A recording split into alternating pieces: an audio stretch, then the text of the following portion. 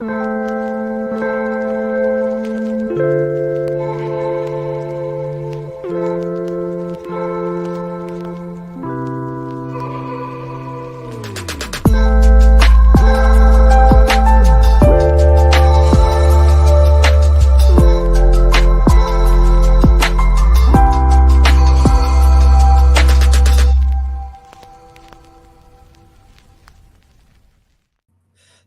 and welcome back to the podcast. So we've got a long-time listener, somebody that I've been talking to kind of behind the scenes for a while now, Rex Siers. Rex, how's it going? It's going great, John David. Thanks for having me on. Excited to be here. Awesome. So we've got a great kind of anecdote or story to tell. So you've actually hired one of my Greensboro College students, and that has been a pretty successful use case. So I thought what we could dig into is, that process of, introducing Ben to you, the interviewing process, and then what made him such a solid employee. And then we can jump into your background, and then we can follow up the episode with a interview Q&A session. Because Rachel here has just landed her first phone screening and is heading to the second round of an interview for an analytics job. So do you want to just kind of tell the story of like kind of where you were and why you reached out to me? Yeah, sure thing. I know in my former role at the time, we were looking to, attract new analytics talent, specifically business intelligence. And I was listening to the podcast at the time and knew you had a bunch of students. So I thought it might be a good place to tap into. Reached out to you. You were able to line me up with a few candidates, and that's really where it started. Ben was kind of uniquely fit for what we were looking for. I know as a government consultant, primarily supporting organizations, FEMA, DHS in general, having certain requirements, to be able to work there for one, and then having that strong BI experience too, were things that I knew that Ben had already from listening to your podcast, and then finding him on LinkedIn as well, and sort of seeing where he was at. What made it really unique, and I think one of the benefits of your podcast for aspiring analytics talent is I essentially was able to vet Ben by listening to one episode of your podcast, understanding his experience, his technical acumen, sort of being able to infer that he'd probably be a pretty good cultural fit as well, and listening to him be able to explain his dashboard insights and communicate them, obviously to a pretty wide audience, the people that listen to your podcast. So it was a very unique opportunity. And then when I was able to follow that up into a more formal and structured interview process, I felt very confident about the person I was bringing in. And we can get to it a little bit later in terms of, how great of a fit he was. But that's sort of, the beginning stage of it all. Well, so I guess let's pause there. And it's funny because I almost felt lazy, because we've gone through like multiple iterations of the podcast. It started off with me and Elizabeth Illig, who is a career services professional, and it was very stiff and like, here's kind of how they approach it because she was in that space. And then it's kind of morphed into the format of I find an expert like you, and then I pair, a student, and then I just facilitate the conversation. Because that's actually happened with, this is happening more and more to where Katie Underwood, who is actually, she's joined my team. She's currently an analytics manager in the Raleigh-Durham area. And way back, I think it was like a year and a half ago, we did a data viz challenge. And the guy who won it, turns out, was preparing for an interview with her. And she said the exact same thing of, I can vet him. I feel like this is a little bit of self-interest, but also like, I'm just curious as to how can you vet them through the podcast episode? You can just tell how they think and how they communicate. Well, yes. Emphasis on communicate. And I know it's in a podcast setting. He's obviously very familiar with you too, right? So that might be a little bit different than interviewing with someone for the first time, or maybe you just joined a company, you're meeting different business partners and stakeholders. But baseline communication skills, seem pretty solid. I know the dashboard that he was throwing up, seeing how he worked through it and that progression, all very good baseline stuff. Now, in terms of other things that I was able to sort of vet, really the technical acumen, right? Tableau was something that we were using on the specific contract very heavily. So knowing that's an emphasis in what you teach, and what he's used previously was very helpful. And then something else, pretty unique you do. You pair it or I guess I should say, you provide these students with a lot of real world experiences and engagements with clients. Me being a consultant at that time, obviously a big part of what we do. So, Yeah. the fact that he actually had experience in that realm as well was just, pretty rare, and definitely pretty rare to get in one source in one episode all at once. So that's what really excited me, and it's something I knew I wanted to jump on, especially as we had a urgent role to fill at the time, which he was able to fill.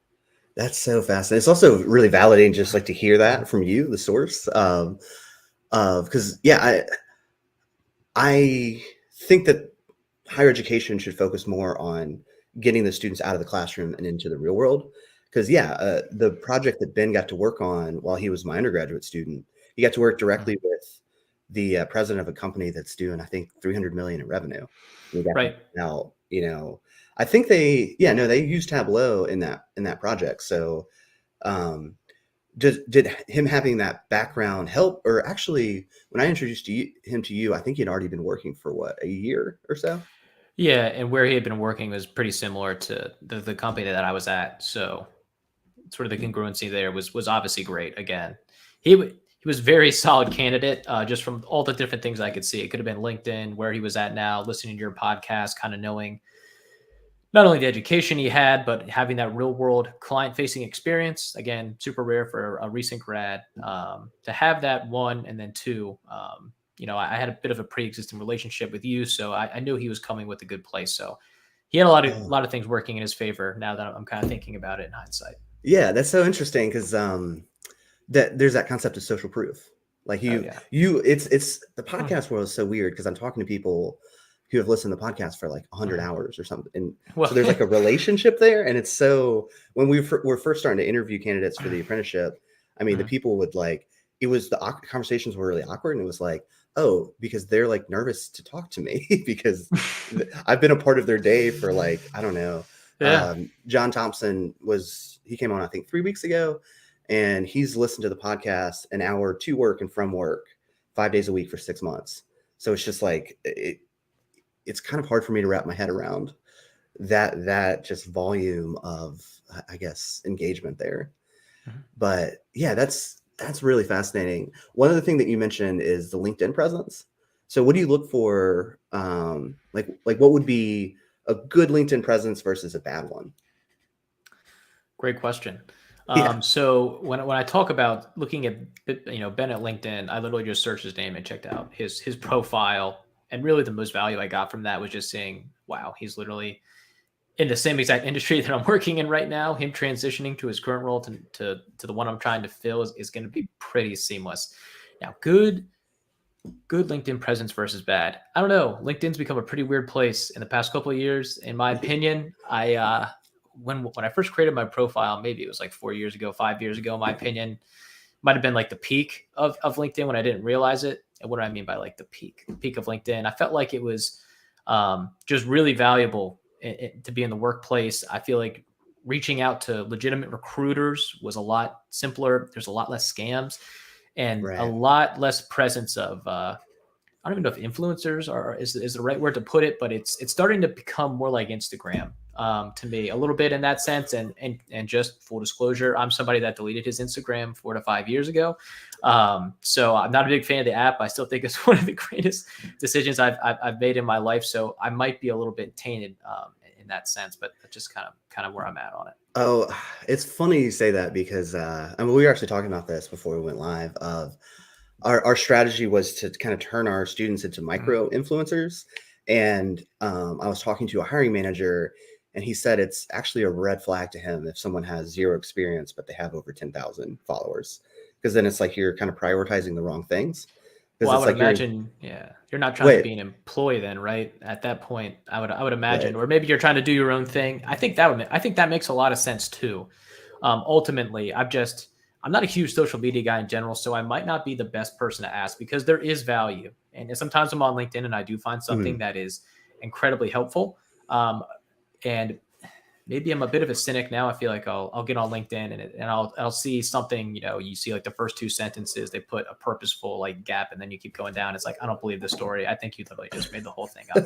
But there is a balance, right? I mean, there is a balance. There is some useful stuff to find, but in terms of candidates, what I've used in the past is I really just want to go to your profile, sort of see your natural progression, see how it's set up, because that's, that shows how you communicate too, right? Maybe you're describing the experience you have. Are you showing some of the big wins you've had? Some of your highlights, or is it kind of just a big word salad, vague summary? And I'm like, wait, what is this person doing against? And you can do the same stuff with your bio, right? Does this person write succinctly? Do they have a clear narrative here? Because that's a success trigger in my mind, right? And I was like, all right, well, this person, if they're able to write this succinctly and it looks good, that also tells me that most likely they're an effective communicator as well.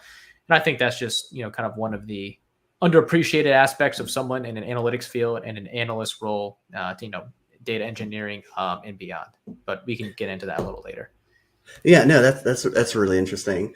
I mean, to put my tinfoil hat on, what I've heard is that there have been so many people working in tech that have turned themselves into influencers that has been kind of a trigger for why there's been these mass layoffs, because people are like, I'm not doing anything, and they're posting about it, and they're trying to, I don't know, I guess it's like, well, it's like on LinkedIn, I guess, to kind of I'm an extrovert, so I literally think out loud to kind of follow this thread through. It's like, is your LinkedIn optimized to get a job, or is it to sell people on getting a job or get them resources? It's like it seems like a different focal point there. Sure. Absolutely. I think that's a good point. And also, maybe it's industry specific. Say you're in an analytics role for Cameo or TikTok or Instagram or something like that. I would totally understand having a more viral, presence and something more influencer-esque. I think that makes a lot of sense when it's in like complete misalignment, for example, with the company, or maybe how, your leadership or management there syncs. I think it can come off a little tone deaf. Maybe you're lacking a little bit of self-awareness. So just something to be mindful for.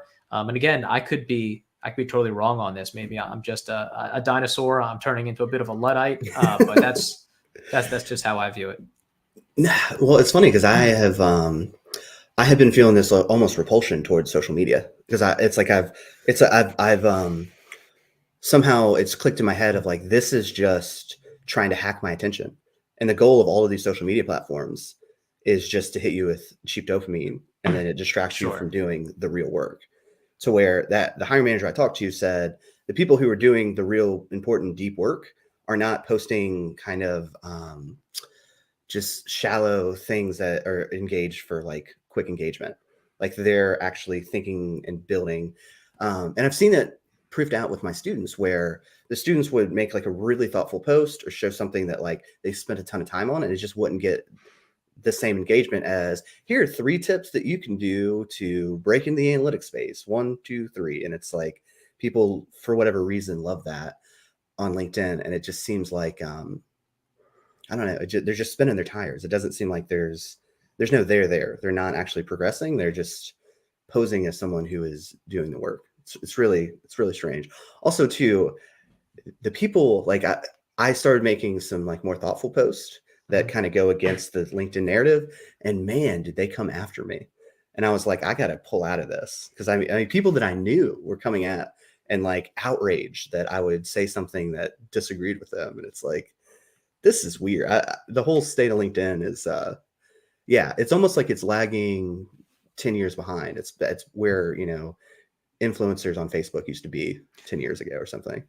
Sure. But, to sort of answer that into 2 separate buckets, in terms of you, I think it makes a lot of sense for you to post stuff like that. And what I would tell you is, I don't think it's necessarily a bad thing if you're getting those sorts of comments, because in the space that you are in, you really want people to either love you or hate you. Either way, it's going to prop you up as a figure. It's going to give you a lot more reach. It is going to make you a higher figure. And it's popular if you think anything from sports anchors and hosts on various shows. It could be political. Like, sometimes the people that are the most controversial and polarizing, they have the biggest following, and sometimes they can have the best reach.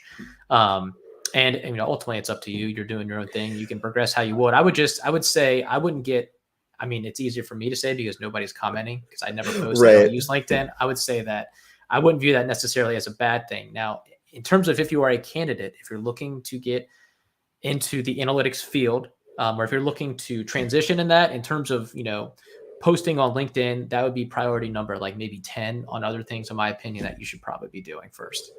Well, I think what's fascinating is that to kind of contradict everything I said, you can use LinkedIn correctly to where Mhm. one of my current students, well, actually, we just wrapped up my undergraduate semester last week. Mhm. So she is an accounting major that's also getting the minor. She made a post about her plan to pass the CPA exam. Mhm. Within 24 hours, a recruiter from Ernst & Young, which was her target company, reached out to her. She got an interview and got an offer Hmm. within 2 weeks. So like you can use it, but it's got to be a little bit more strategic and not appealing to other people trying to get jobs, but the people who are actually looking to fill those jobs. Keyword strategic, right? Yeah. I mean, think so many people. I mean, how to pass a CPA exam from someone who has done it and gone through it. That's a super valuable resource. I mean, and it obviously shows, right? I mean, she's accounting major. One of the big four reached out to her, got the offer. I think that's a really good example of using your LinkedIn capital and deploying it wisely. Right. What's funny is that that's the only post she's ever made. She's like, I don't want Yeah. to do All right. Right. it. That's yeah, really strategic then and efficient. Yeah. Good for her. Well, what's interesting is she actually got a better offer up in Maryland and turned Ernst and Mm. Young down, which is fantastic. I mean, I think that's so The fascinating.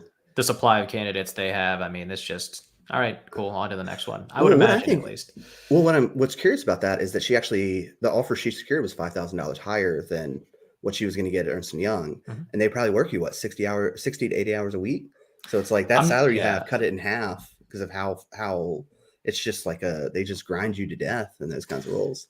Yeah, I'm not an accountant. I did have a friend who did work at the Big Four some time ago, and I think he calculated out how much he's getting paid per hour, and I think it was around ended up coming like 750 an hour, calculating all the time in busy season. Right. And that's when I didn't really understand accounting and the industry and how it all worked at that point. But that was my first like, wait, what moment? Yeah.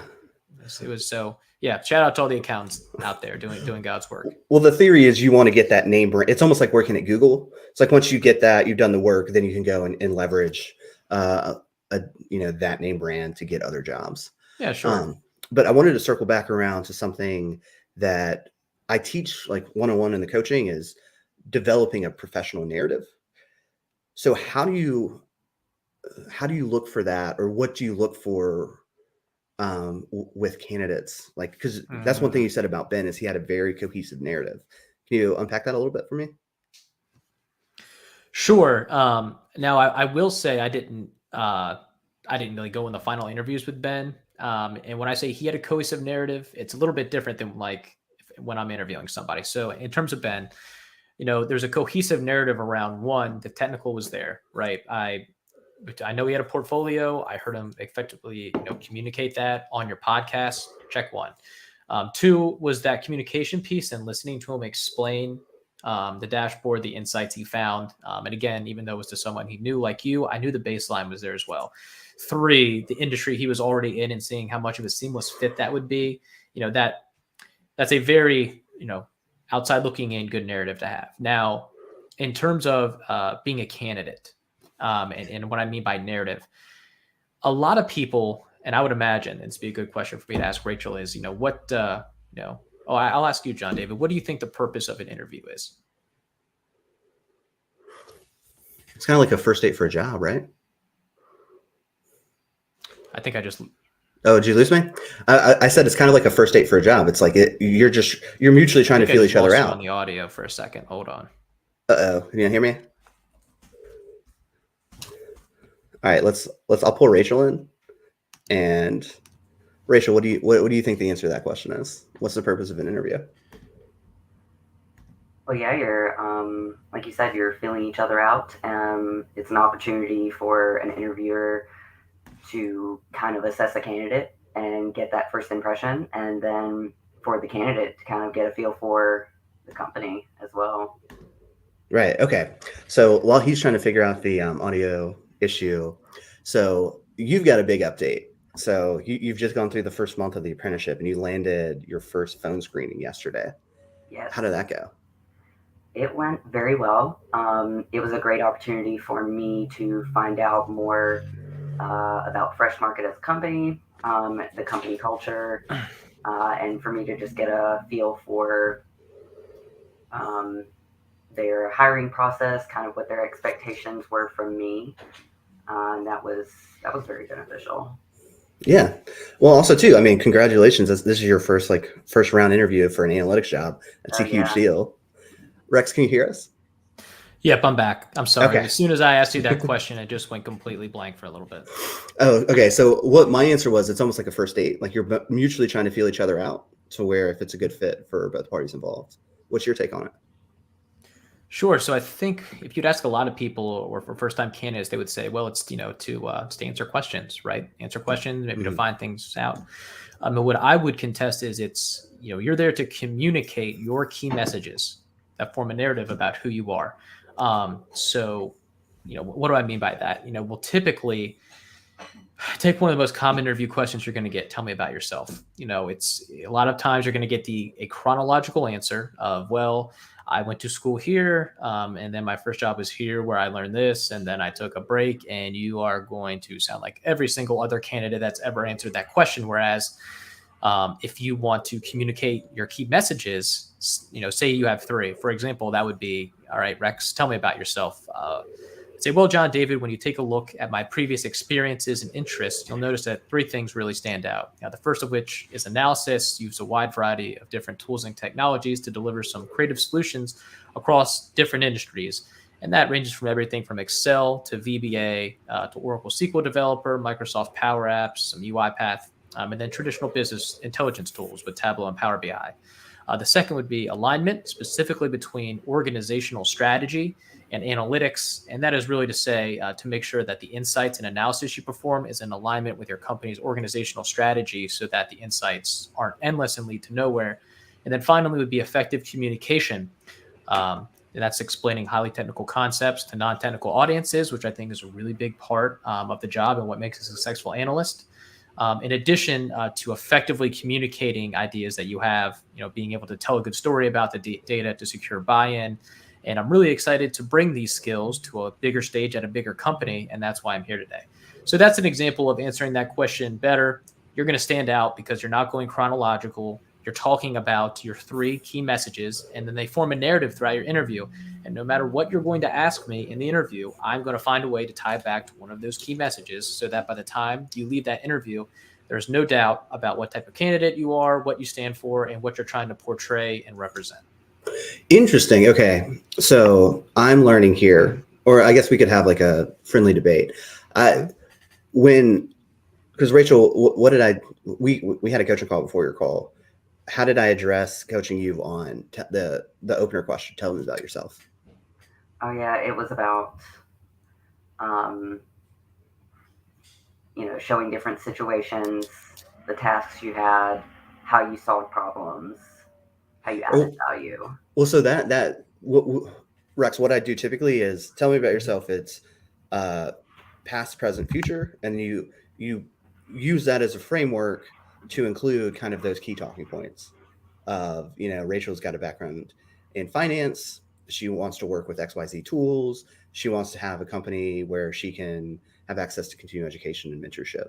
So you're saying something kind of sacrilege to that, which I'm intrigued about. So you have kind of like almost like 3 pillars of like who I am as a professional, which I may like that better than, okay, well, why do you say not chronological?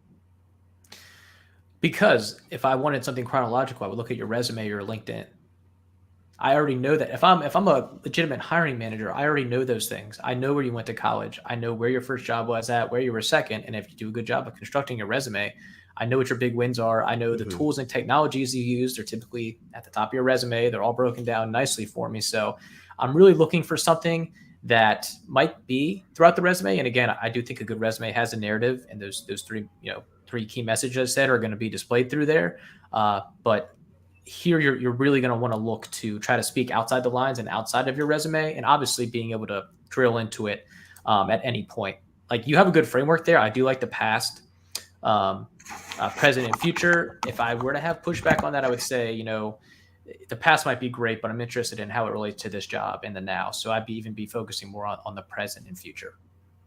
Yeah. Well, okay. So I think we're not necessarily in disagreement. It's just, I like the narrative structure in terms of telling a story of, well, tell me about yourself. It makes sense of this is where I was, this is where I currently am, and this is where I'm Mm-hmm. going in the future. And you can work kind of those key points in there. And I think the most important part of that is you leave off on the future, which I would imagine Right. is like, and here's what I'm going to do in this next role for your company. And I think that's the most important part.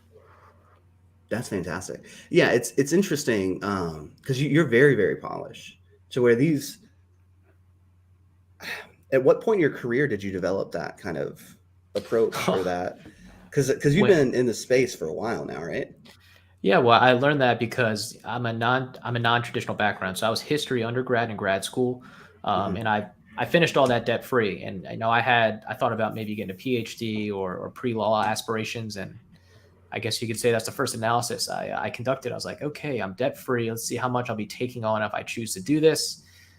Oh, that's a lot. There's got to be maybe another option I have. I had a grad assistantship where I did very rudimentary, I don't even know if you can call it data analysis, more so data collection. And the field of analytics was really burgeoning and exploding at that time, 2019. So I was like, all right, well, maybe I can parlay this into an opportunity. And I worked with a recruiter, got a data steward job in master data management, which was a really good base for me. So I started at kind of the ground floor of it all and then worked my way up. And it's, one of the best decisions I've ever been able to make. But to get to your point, when you are in a city like Atlanta looking for jobs as a history major, and you want to get in an analytics role, your past isn't going to be really working in your favor, and you're going to have to be really polished. Those soft skills and culture fit questions. I mean, I got them here. Tell me about yourself. Why this position? Why this company? Tell me about a time you had a challenge at work or a disagreement with a coworker. What's your biggest weakness, etc. I think you need to know those answers cold. And in fact, I will write them all out. In the past, I will have a detailed answer written out to every single one, and I will be able to recite them at the drop of the hat, and they'll all display to my key messages. And you might be thinking, well, first, God, Rex, why in the world would I do that? For every single job and every single interview I have, how much time that's going to take? I would say that's fine, but just know if it's ever between me and someone with that mindset, I'm going to win out every time. Second, what I would say to that is, someone might say, well, you're going to be so robotic in your answers. Like, it's just going to be, kind of cringy. But what it allows you to do is, when you're that prepared and your answers to those questions, your personality then gets to shine through. Maybe you can, have a joke or you realize a similarity you have with the hiring manager. And keep in mind, they're going to want to be asking themselves, do I like this person? And can I work with this person? That's a pretty big and important part of the interview, and something that I think you should really be mindful of as a candidate. Oh, I think it's dead on brand for finance, right? I don't know. Financial space, like this is like maybe. I think this applies to any industry for any job. Personally, no, I'm saying your vibe is like very like buttoned interesting up to where that's the first time I've gotten that one, by the way. So that's interesting. Well, just hearing that. It feels very buttoned up from finance versus if you're interviewing for like a early stage startup, you might have a t-shirt on and it might be a lot more casual. So, God, that's another interesting point. I feel old, but I mean, I'm like 28, so I'm a millennial. And I don't know. I've heard that question before. Like, what if the interview is virtual? What about the vibe of the company? And I've never applied to a startup, so I can't speak to that. But I can't ever remember when I've interviewed a candidate or talked to hiring managers in the past where they're like, God, I'll tell you what, that candidate just looked way too professional. I really am not looking for somebody that sends off a signal of professionalism. That's not really what we want here at this company. So just for anyone who's interviewing for a job or looking, I don't think you can ever be wrong dressing as professional as you want. I mean, sometimes you don't want to interview wearing a tuxedo. Don't take what I'm saying, too literally. But I do think, again, it's sending a success trigger to the hiring manager versus they might not care if you wear a t-shirt. They could be cool, but I think the chances of you sending a more powerful message or success trigger dressing professionally than not is going to be when you're dressing professional. Yeah, no, it's just interesting because it's the world that what's so cool about bringing Katie on is that my world has been sales marketing for smaller companies and she's operations for billion-dollar companies. So like you're much more in her bucket in the way that you talk, your cadence, your tone versus, the way that I come off is much, much more casual. So it's not necessarily that, hey, this guy's too professional, but it's like this guy's too like using the word success trigger. It's like, oh, you're over in Katie's camp. You're not, like it's funny because I need more of that energy in my life. Because like the first meeting I had with Katie, she was like, so tell me about your day. And I was like, I just kind of vibe through it most of the time. Like I don't, I have a few standing meetings, but I just get work done. And it's just an interesting, the aesthetic's different to where you're very much like bop, bop, bop, bop, like organized, to where I think on the sales and marketing side, specifically marketing, it's like more flowy and vibey. It's interesting seeing the kind of not conflict, but like the contrast between. Sure. And I will say, that's, it can be a detriment too, because I think for any sort of analytics role, you need to be able to communicate highly technical concepts to non-technical audiences. And that's talking to anybody in any situation. And I will say, when it comes to analytics, this is obviously my work field. So I do kind of step into work mode a little bit for sure. Right. Whereas it sounds a lot different if I'm having a conversation with like one of my longtime friends. It'd be probably unrecognizable to most. But again, that just, it speaks to also, happy to be here, on the podcast. I respect the work you've done. I've been following you for a while and seeing where it's grown. So it's, it's really cool to see that, because I'm in a very different, just, I don't know, setting, to where like we were talking off air of like, I'm probably gonna be moving to Mexico and just like hanging out on the beach over the summer, to where the contrast of like, I guess, well, because you're in the finance. Have you been historically? Like, I guess that leads us to kind of point too of, how about this? Walk us through your career up until this point, because it's really cool to see where you are now. Sure. So really my career revolves around, right when I, finished grad school, I went to a wholesale distributor. And then the other part is really, the government consulting space. And it kind of contrasts against each other. So when I worked for the wholesale distributor and master data management, and then as a digital analyst on the e-commerce side, you're seeing a lot more business data. That's the best way I can put it. So it could be about certain products, hard assets, CRM data, customer profiles, sales funnels, certain KPIs, all the sort. And then you get to supporting the government, and it's not Apple, it's not Samsung, right? You're not looking at really any P&L statements or stuff like that. So it's more strategic planning, performance management, human capital, stuff like that. So it's been a good balance of really both of those things, and that's where the bulk of my analytics experience is sort of derived from. Very cool. All right, so Rachel, you're going to hear back Tuesday about the second round of interviews. Do you have any questions for Rex about just the interview process in general? I think my biggest question is, as someone in the hiring space, what are the biggest red flags during interviews for you? Sure. I don't know if I'm in the hiring space necessarily. I have, in former wholesale roles I've sat in, and I have interviewed candidates, and I've also been part of the vetting stuff. And it's something I hope to do in the future one day, but I've certainly been in that situation. So to answer your question, the biggest red flags, really, like I spoke to earlier, red flag to me would be not knowing the answers to the basic questions. If you don't have a good tell me about yourself, if you don't have a good why this position and why this company, it's going to be really hard for me to want to focus throughout the rest of the interview, because one, that says that, you care about the position, but you have to care about the company as well. And if you're not doing any of that preparation or work beforehand, that's kind of sending a signal right off the bat that, all right, this person is maybe applying to just 1,000 jobs, and this is just the interview they happen to be in this day, or this isn't what they really want. It might not be a good long-term investment.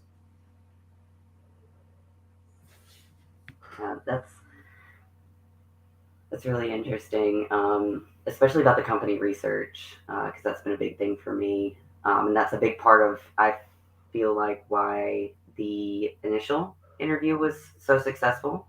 The one that I just had, just because I already knew enough about the company and I had done research on their corporate side, but we spent a good 5-10 minutes just chatting back and forth about the company culture, things like that, different That's aspects great. of that. So I think that's a big part of why that was so successful for me. So that's good to hear. Good to hear about that. I think another question I would have has to do with I'm always curious as to people's opinions on soft skills versus hard skills. And I know that, hard skills you can teach. That's something teachable. You can't teach someone how to communicate. You can't teach someone, how to work well with others. But when it comes to soft skills, what are kind of the top skills you would be looking for in either just a potential candidate or even just a future coworker? Sure. So first, I love your perspective on it. Kind of leads me into where I sit on that side of the fence. I kind of operate under the assumption that a lot of people that John David you'll be working with, and for the folks listening to this podcast, especially if you've been following it for long, I'm assuming you know that you should be in the process of developing a portfolio, and that when you're targeting jobs, you understand the baseline skills they require, and that there's a baseline level of skill there. So that I'm operating with that assumption. And to your point, you're right. When it comes to hard skills, a lot of them are black and white. You either know how to do the sheet swap or you don't. You either know how do you want to model what you have going on in Power BI with a measure table, star schema, all that stuff. Whereas the soft skills, that's where the gray is. That's where there's so much nuance. In my opinion, that's where the top candidates stand out. So to really be successful is to be effective communicator. Are you answering the question, or do you either answer the question with a question, or do you ramble and then kind of get back to the question and then sort of end with, I don't even remember what I just said. And it's also can be in your writing. So keep in mind the communication that you have from the recruiter to the hiring manager is also crucial, because, what I feel like it's really popular now for people to kind of poo-poo on the humanities degrees, all my fellow English majors out there, history majors, and communications majors of the sort that might pivot in this field and elsewhere. But one thing is, if you know how to write effectively, that essentially means that you know how to communicate effectively and you know how to think, which is very valuable in work, especially when you have a really good insight that you need to sell to leadership and that can really move the company forward. So, and the emails to the recruiter, I think that can be very big as well. And even being proactive. So if you're getting an email talking about, we're looking at times you might be available XYZ, you might just respond, but with, okay, what time works best for you? Or are you going to respond with, here's my schedule for the entire week and the time slots that I'm available. Please let me know what time works best for you, and I will adjust accordingly. That's somebody that is thinking one step ahead. That's somebody that is showing me urgency, which is really attractive as a candidate. And I can think is a big green flag for me when I'm interviewing them. So the communication up front, and it doesn't matter if it's with recruiting, the recruiter or the hiring manager, and then that communication piece, like I said, to those questions that you're going to be asked during the interview. Because when you do that, your personality or other stuff about the company, gets to shine through, like you said, and then you're having conversations about, something that the company just rolled out, or something you heard on a podcast about the company, and now you're really standing out to me as someone who has done the research, knows what's going on currently within the landscape of the company, and it's easier to see yourself working with a person like that, in my opinion. I think the communication piece is so interesting. We had in my MBA cohort, we had a business writing specialist come in to help us with our MBA thesis. She helped us write an 86-page report for Hanesbrand. Do you think the VP of analytics even took a look at page 2? Like, it's just, I think business writing is something I haven't really talked about too much, but my thoughts on it is you want to be short and concise, but yet effective. I'm kind of curious about your take on the humanities, because when I think of humanities, I think of like flowery writing and being descriptive and vibrant. I don't really write that way, and I've noticed the C-suite executives I interface with, it's like it's just as short and sweet and very, very concise. Sure. So just speaking for all my fellow history major folks out there, have no idea how many of you are in the analytics industry at this point, but especially if you do undergrad and grad school, you're doing a ton of research and a ton of writing outside of that as well. And the importance of, You could be starting any sort of a research paper, setting the tone, the context, what revolves around your thesis statement. Are you short and concise and to the point? Does it flow naturally? And then the big piece on top of that is when you get up and you actually have to present this research to people, how are you captivating your audience? And something that I would just advise everyone to do, you can go ahead and look it up. It's something that all the big three management consultant firms use, like your McKinsey, your Bain, your Boston Consulting Groups, and they do it in their slide decks as well. It's the pyramid principle. So it doesn't matter if you're writing an email, building a PowerPoint, anything you do, you start with your most important point and what you're trying to say. Then you follow it up with your key arguments and then your examples. So an example of that would be I would start it off, say I was talking to John David and I wanted to join the podcasting venture. I would start off with, John David, I'm interested in serving as your co-host for the How to Get an Analytics Job podcast. That is where I'm starting at. Clear, upfront. It's not with the 3 rambling sentences to be like, what is he trying to say? Just get it out. Say it already. We've all been in a situation when someone's trying to tell us that. And then I would support it with, here is why, key arguments and supporting evidence. Here's why it would add value to you. Here's why I'm credible, X, Y, Z. So when you're answering a question, when you're writing a correspondence, anything like that, start with your main point, the so what, so that it's crystal clear what you're asking for, what you want, and then back it up. And then people are going to understand what you're trying to communicate them a lot better. It makes a process efficient. And again, I think it's something that really makes somebody stand out as a candidate and as a coworker. Interesting. So you're kind of dipping your toe a little bit almost in like influence and sales at that point. Oh, so which is, I find really, really fascinating. Also on the history note, are you a fan of Hardcore History with Dan Carlin? I'm too far. I don't even know what that is. Unfortunately, okay. I can't even pretend. This is a total side tangent, but he had a background in radio and had a background in history, and he does like 6-10-hour podcasts on like World War I or all these different. But the way that he communicates is so passionate. I can listen to it for hours and hours and hours. It's almost like an entertainment thing. But I mean, that's just like a side tangent there. So Rachel, you have any other questions about the interview process? Oh gosh. I'm still focused on the writing piece because I feel like, I try and be professional in all my communications, my emails, things like that. But I feel like that's something that does get missed a lot on the business side, especially when you get really comfortable with someone, or if an interview gives off really casual vibe, things like that, and you let it slip a little. So that's interesting that you talk about the writing. Right. And just to be clear, my intention isn't to scare anybody and also know your audience, right? Because sometimes that stuff is totally acceptable. And sometimes that would be a fit for a company. Right. So my advice is not, apply for all. I'm really speaking to, people in the analytics space that are trying to get into it, or like recent grads. If you really want a job and you want to come across as a top performer and you really want to separate, these are all things that you just start stacking the odds in your favor to really separate. Whereas, at a certain point, you're no longer just a candidate or headcount. You kind of become a commodity, and you are viewed differently from everybody else, which really just helps you out in the process. And it comes from somebody that had a lot of no replies, a lot of horrible interviews earlier in my career, and having to have a lot of self-reflection to sort of take the time and figure out, I got to start finding stuff from success. And even a lot of the stuff I'm talking about is derived a lot from Ramit Sethi, some of the principles that he has on interviewing, and a couple others whose names I can't think of at the moment. So the stuff is out there, but again, the folks that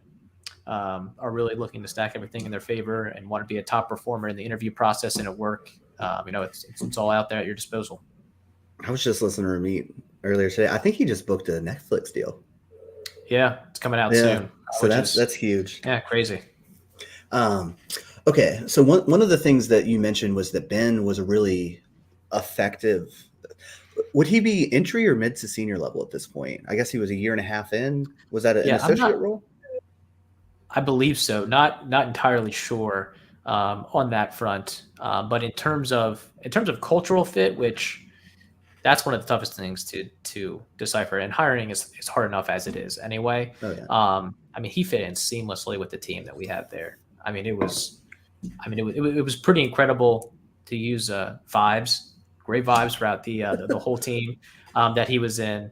And like I said, great technical acumen. He built a lot of skills and continued to learn while he was there as well. He kind of was able to come like BI agnostic with Tableau and Power BI, which was super great for him to see. And it expanded to a whole bunch of other stuff. And then he started to really expand upon his client facing stuff there, sort of at the end too. So one of a really good success story on someone that, seems like the perfect candidate on the surface, but, really ended up being a quality investment. So I'm kind of curious, as I feel like I keep going to this with like, okay, that's ideal. Where are like, once people get placed, have you noticed where people tend to fall short or kind of drop the ball? Not being proactive is a way to drop the ball. And it's a good balance, right? Because you see some people, maybe they land a new job and maybe the onboarding isn't as structured as it like, and it happens sometimes in companies. I've had pretty good experiences, but it does happen. Or maybe you're waiting to meet somebody that you feel like you should know, but you're hoping that your manager just sets it up or schedule it, or you're apprehensive to schedule a meeting with coworkers and stuff. It's really easy to feel anxiety, especially when you're starting a new role. But I can't remember who said it, but it's something like, on the other side of fear typically lies, either great opportunity or exactly what you want. So really putting yourself out there and being proactive and meeting different people within your organization, thinking ahead and strategically big picture. All right, who would I probably be working with? Who would be someone that'd be great to have in my corner? Who do my interests align with? Sort of things like that are really, really great when someone is entering a new field. And I guess those who kind of drop the ball sometimes can recluse, really try to stay towards themselves. Right. And even if like they don't have any work on their plate, or they don't have one-on-ones with their manager, or they don't have any sort of performance plan set out, they're just like, all right, I'm just going to not do anything and just let it slide until someone brings it up. And then sometimes it never does, and you get lost in the shuffle. Yeah. I think I've talked about this on the podcast before of, when you first start out, you're most likely just going to be an order taker. Like they're going to just kind of give you tasks to complete. But as you move through your career, you're going to, ideally, if you want to be, like a higher performer, you want to shift from an order taker to an advisor. So it's yes, everybody listen to what John David just said. He explained it better than I did. That is spot on in my opinion.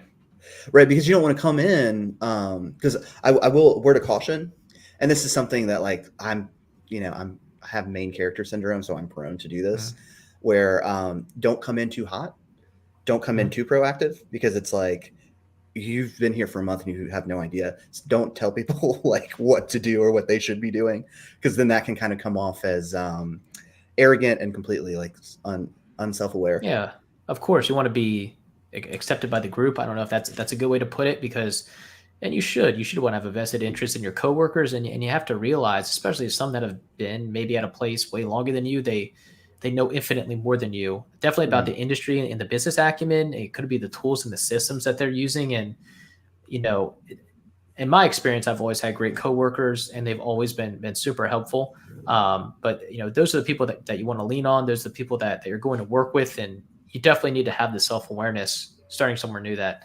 you don't know everything, and that you have a lot to learn, and that you're really going to have to be in sponge mode for a while. If you just walk in with all these radical ideas and big sweeping changes, they could be the best ideas in the world. The chances that you're going to get the support to see them come to action are slim to none.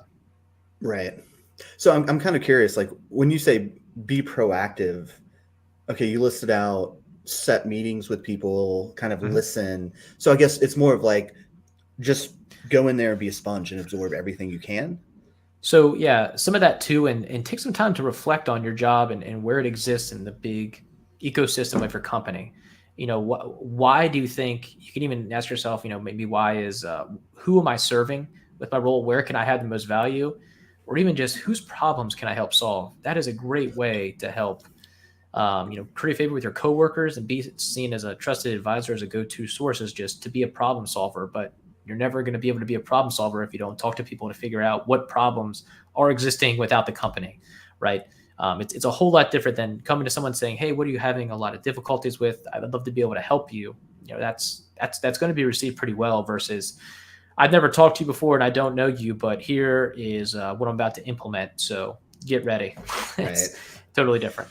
Yeah. And another way of, for example, this is a classic example. You may have an executive ask you for a dashboard with a pie chart in it. So one way that you could potentially, like, because pie charts, you know, I mean, they're just, I'm not a big especially pie chart guy. if there's a ton of different data points there, it's just a mess. So one way that you could potentially kind of be proactive is, instead of one way, the wrong way could be, hey, this is stupid. This is not visualization best practice. Here's what you should have.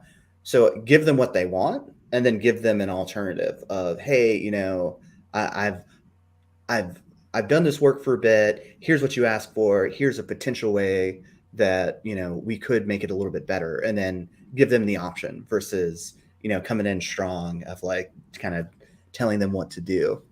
Sure. And you have to have the option. And maybe, I mean, depending on, maybe they want a pie chart there, and it could be a really good reason. You know, you can't have that big of an ego where you're just going to, I understand stick it up and believe in what you're doing, but that's, you know, ultimately you need to, you know, lose the battle to try to win the war here in that sense. And definitely don't want to get in the habit of calling people stupid or saying that something is stupid. Not saying that you did, John David, but just, you know, everyone, you know, has those thoughts at some time, because again, like I said, especially if you're in a new role, your coworkers know infinitely more than you. And there's people there with years of experience and tons of pelts on the wall. And a lot of it you have to respect, and it is admirable.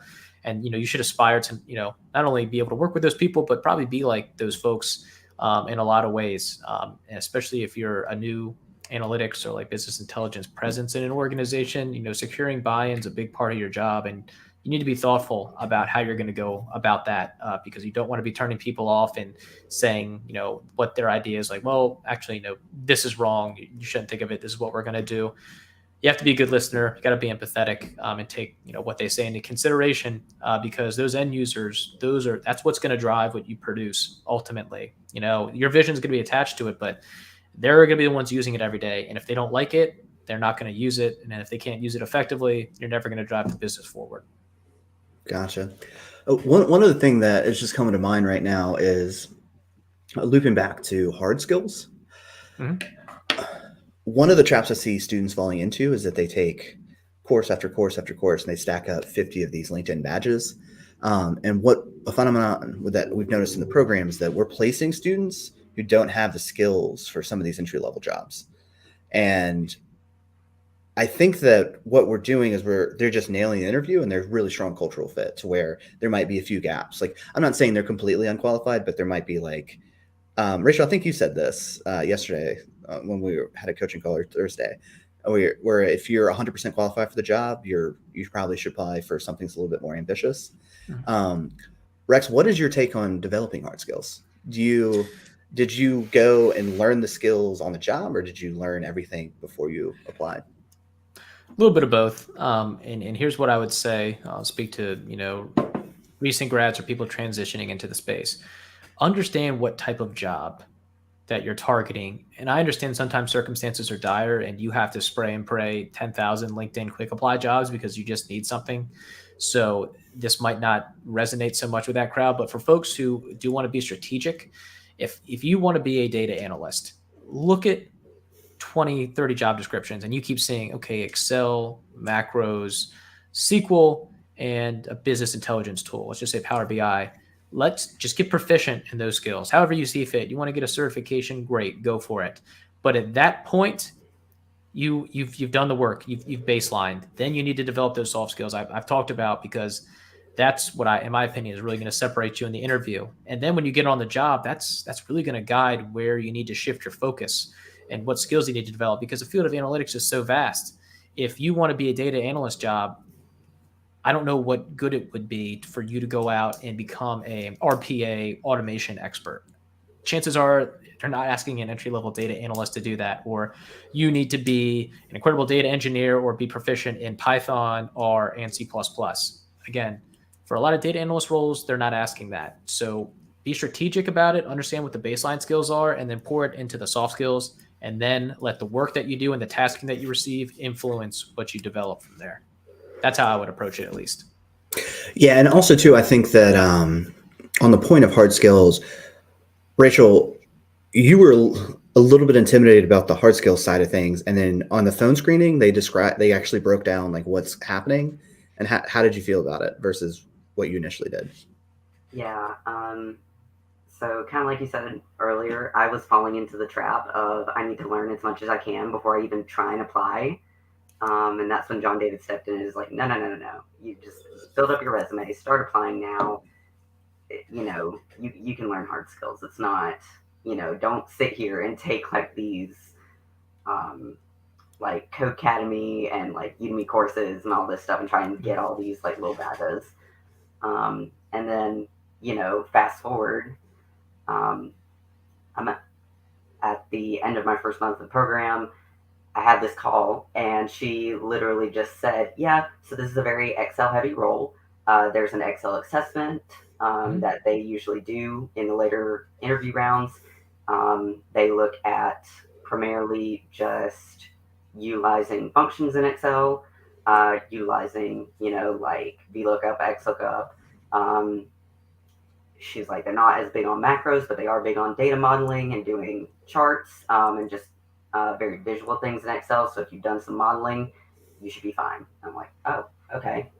You literally gave me a list. That's great. Yeah, that's awesome. That sounds like a good recruiter too. And just to point out, if however many phone screenings you have, and for the listeners, if somebody on that initial phone screening doesn't tell you how the rest of the interview process is going to go, make sure you ask that question, because there's nothing worse than being completely surprised with, all right, here's the case interview that we're giving you, or here's the assessment test, and you had no idea it was coming and you had no time to prepare. So definitely a good question to ask up front. How is this interview going to be structured?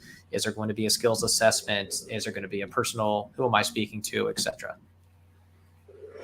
Yeah, well, kind of what I was like leading you on that question was it seemed a lot more complex in the job description than the reality once you got to ask some clarifying questions. Mm-hmm. And I feel like there's a disconnection between, and Rex, I don't know if you've seen this out in the wild, but a hiring manager will, script up, here's what I want in a candidate, and then it runs through HR and they put all of these excessive requirements that are just, well, a level 2 analyst needs this, this, and this. And it's like kind of far removed from the day-to-day business. Yeah. I think it was on a podcast one time when I was listening to a bunch a long time ago, looking for a role. It's, a lot of time the job description, and I feel like it's really specific to our field, it's just a wish list at the end of the day. Right. If you're at like the 70% threshold, you got the green light, go ahead.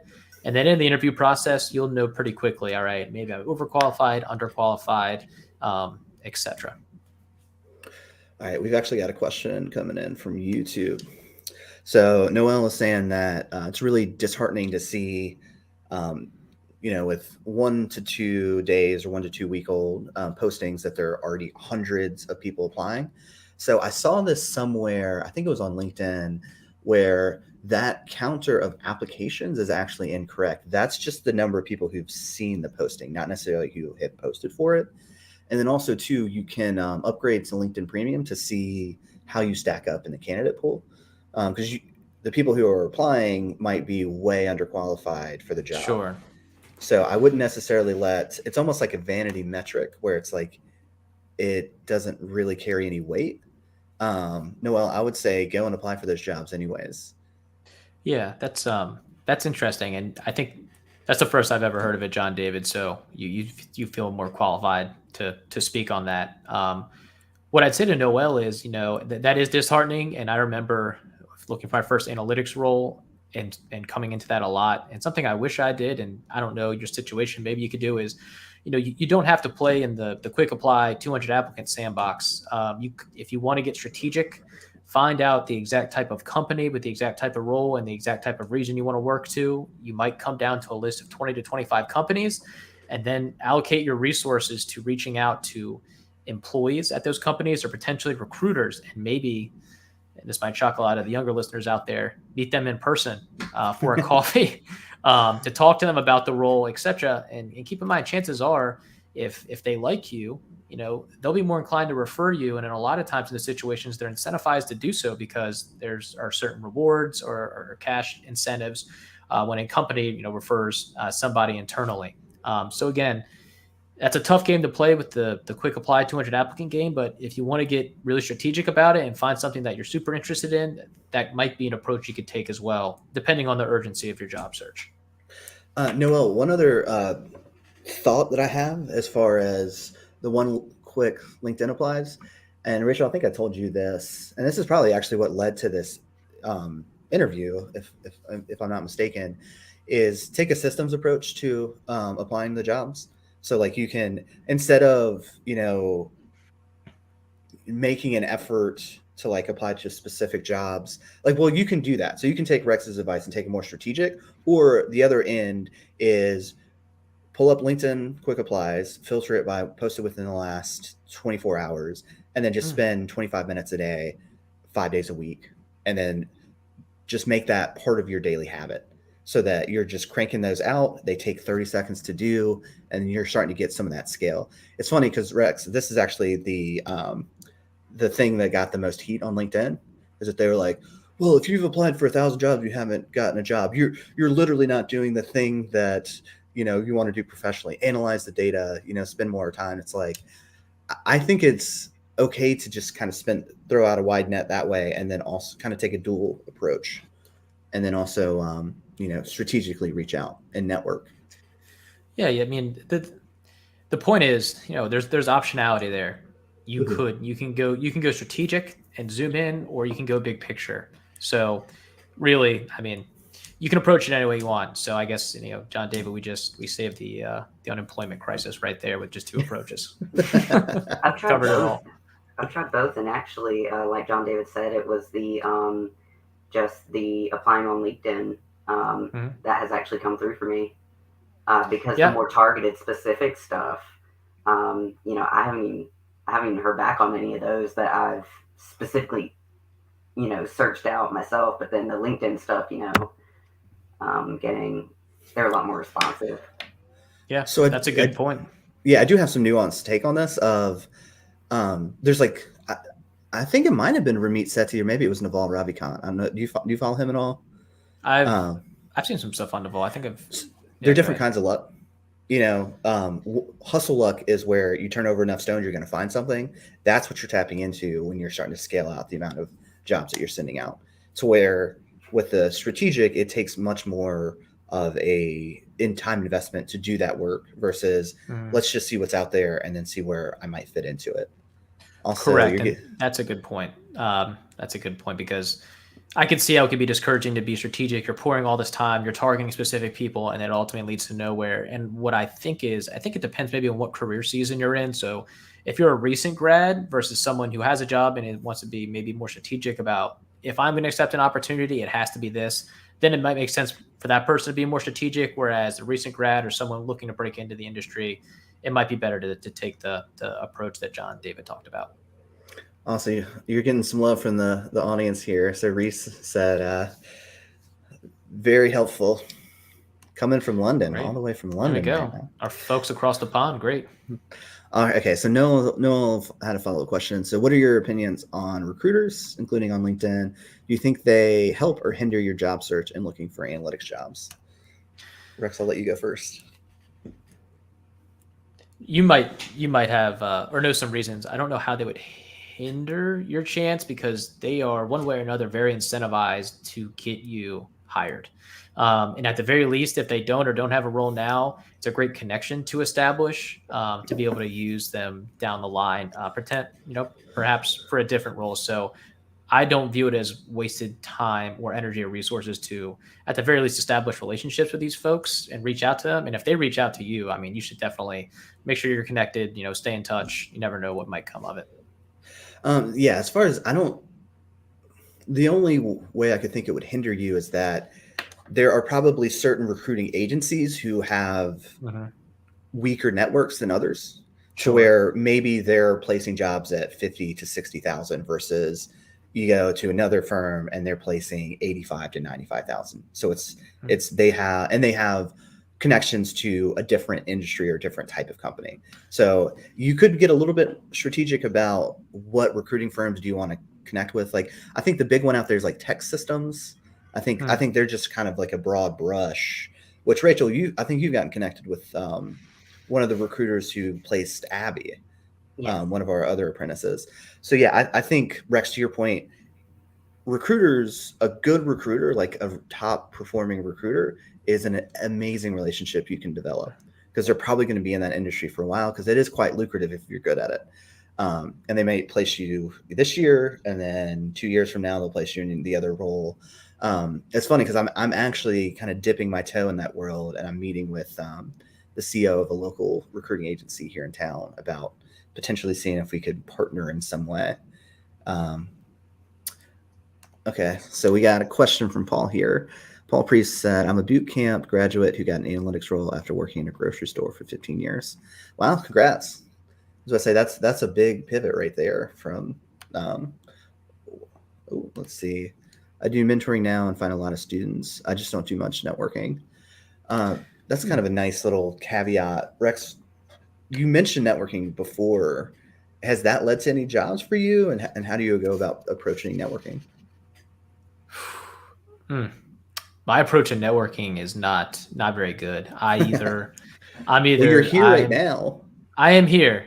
You're probably my best example of networking.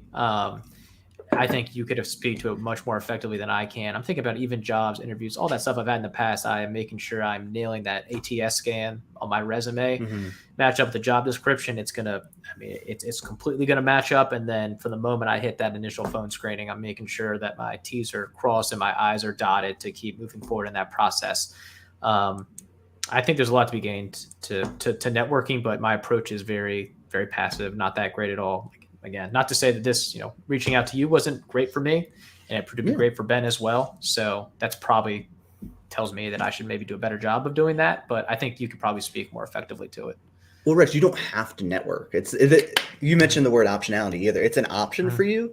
It sounds like your strategies are working because you recently got a new job. Like you don't have to do all of the things all the time. Because networking, it does take time and energy because you have to maintain relationships because if you worked with someone, and I see this with high level executives who want to break into the entrepreneurship space, is that they might have relationships that were really strong 15 years ago, but it takes some time and energy to kind of maintain those. Sure. I think it is important to establish strong relationships with people you work with, and you never know what might happen in the future.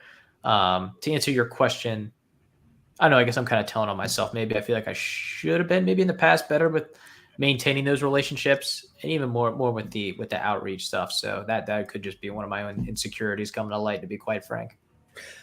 Yeah, well, it's tough. Especially because being an adult, it's not like you have a college class where you're around people who are in the same life phase, who have the same goals as you, and probably a lot of things in common. So you have to proactively build some of those structures into your life. So we got a question here. What are you guys opening about getting a first data analyst job at a company that doesn't have a data department? Technically, I would be the first data analyst to work there with no one ahead to learn from. So I can speak to that because that's really that is my target client base that I've been working with in the past 6 years as a consultant. You just got to build it from the ground up. And analytics is kind of a weird spot in that you can be 30 years younger than the people you're reporting to, but in a position of authority. It's almost like asking your parents, or when your parents ask you for help with the iPhone, it's like they have no idea and you actually have more experience there. I would, as far as navigating that, do your research. I would reach out to people who are in the space, and that kind of gets to networking. So if you have relationships with people that are in the space, you can ask them for their opinion on different things. Now, don't share any private data or anything like that, but you can just bounce some ideas off of people. A little bit of a vague question, is there anything, company that doesn't have any data department? I typically just start with a Power BI or Tableau infrastructure and then go from there. I have no idea what the back end looks like from a data collection or data governance standpoint. Noel's got a question. Do you work in the private or public sector? I would say tough to answer, but private. Okay, so Paul was saying shortcuts to the ATS process often guarantees if you get an internal recommendation. that plugs right back to networking. Because Rex, I think you mentioned about connecting to other people on the team that you want to work on, right? Yeah, absolutely. And again, you would have to be pretty creative in how you approach them. You don't want it to come off as completely transactional. So it can be tough to be like, all right, well, I don't know this person. How am I going to be of value or service to them at all or anyway? Which, in your back pocket, you want to message correctly and kind of subtly that, I'd love to be able to help out, especially if your company incentivizes internal referrals. Then the light bulb goes off in their head, like, all right, this person ends up being a pretty okay candidate. I get whatever it is, $500, $1,000 if they stay here for more than 6 months. This would be a great idea for me. What do I have to lose? Let's go ahead and see what they have. And if you maybe have a good portfolio, your LinkedIn presence checks out, and you seem friendly, and especially if they're close, just go grab a quick coffee with them and figure out some good questions to ask them. Keep in mind, people typically really like talking about themselves. So if you can kind of steer it there and start off there, they'll end up probably liking you a lot without even realizing why. And then boom, you have somebody internal in the company. Then you go to the interview process and be like, yeah, I was, talking to John David about Project X, and I'm really excited about where I can help out in this certain area. Here are some of the things I would do. And then, you're just going to blow your hiring manager's mind at that point. But again, strategic approach to take, but very powerful if it works. Yeah. And I would say, don't reach out to them and say, hey, can you refer me to this job? You might want to frame it up as, hey, you have a really cool job. I would love to learn more about that. Can I take you to lunch, or can I buy you a coffee? And the thing is, what you're doing is you're kind of dipping into their own vanity, because a lot of these people don't have people reaching out to them. They're not constantly flooded with messages. So yeah. And especially if it's local and you can meet with them in person, which, yeah, Rex, you were saying that a lot of the Gen Z people are like, what is that? Do we meet? Yeah, you will separate yourself, especially in my opinion nowadays. You'll be separating yourself entirely, especially if maybe the hiring manager is talking to people in that department that they may want to interview and say, we got XYZ candidate, and they drop the line of, oh yeah, actually I went to coffee with them like a week ago. They said they were interested in the job. That gets back to what I say about being proactive, showing that type of initiative. You're going to be labeled as a top performer pretty much right out the gate. All right, let's take one more question, because we're at the hour and 15-minute mark, just about. So this is a great question to close on. So Noel asks, where do you see yourself in 5 years? Hopefully back on this podcast with John David that has grown exponentially. Answer. Yeah, over the next 5 years, enjoying a ton of success and placing students and all types of analytics positions. Hopefully the field growing as well. And yeah, I mean, who knows what else John David might even be doing at that point in time in 5 years. So really happy with the direction that this is headed and all the cool stuff that you're doing on your end as well. Gotcha. Cool. Do you have any closing thoughts, bits of advice? Rex, this has been an amazing episode. I feel like we need to just transcribe this and put this into some reading material for our students. Yeah, absolutely. I would tell the folks out there, soft skills, do not ignore them. They are going to be used to your advantage in the interview. And especially the question earlier about, being the first data analyst in a company, relationship management is going to be huge. Being a problem solver, people that want to come with them, and then you'll set the tone for all data analysts that follow in terms of these are great people to work with. So that's what I would say. Understand the basic questions you're going to get asked in the interview, know them cold, have good answers, and I promise you'll stand out. Awesome. Well, Rex, thank you so much. Rachel, thanks for coming on. And everybody who asked some questions, thank you. You guys enriched the conversation. See ya.